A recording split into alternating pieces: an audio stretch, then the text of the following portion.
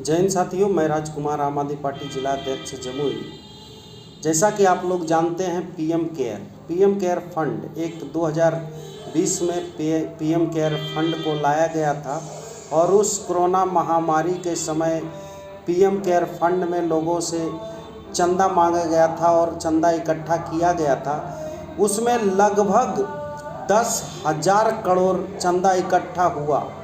लेकिन पिछले दिनों ये सदन में जब बात को उठाया गया, मुद्दा को उठाया गया कि पीएम केयर फंड का हिसाब जनता को देना चाहिए, तो सीधा जवाब दिया गया कि पीएम केयर फंड का हिसाब नहीं दिया जाएगा क्योंकि मोदी जी का वो व्यक्तिगत है। तो जनता का पैसा है, जनता का पैसा का तो हिसाब आपको मोदी जी देना ही पड़ेगा। आप जनता के पैसे का हिसाब इसलिए नहीं देना चाहते हैं क्योंकि उस पैसे से आप अन्य राज्यों में विधायक को खरीद फरोख्त करने में उस पैसे को यूज करते हैं, लगाते हैं, और इसी के कारण आप उसका हिसाब नहीं देना चाहते।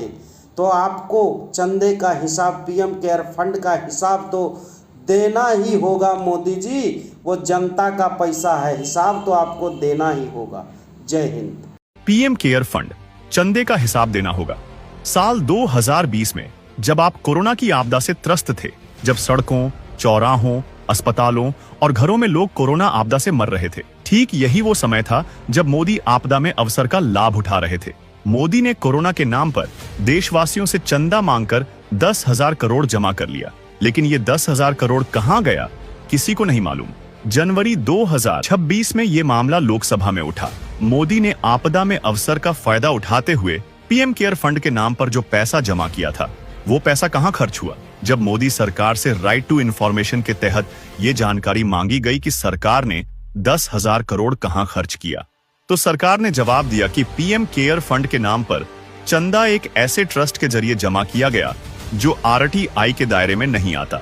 सरकार का कहना था कि चूंकि मोदी ने व्यक्तिगत तौर पर पैसा जमा किया है, इसलिए देश को ये जानने का अधिकार नहीं कि कितना पैसा जमा हुआ और कितना पैसा खर्च हुआ।